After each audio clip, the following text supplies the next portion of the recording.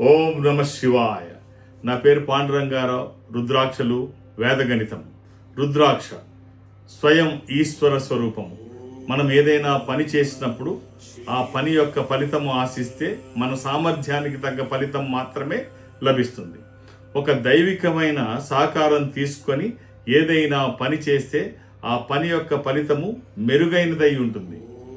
రుద్రాక్ష ఈశ్వర స్వరూపము, ఒక దైవికమైన సంపద. మీరు ఏ రుద్రాక్ష ధరించాలో తెలుసుకోవాలనుకుంటున్నారా?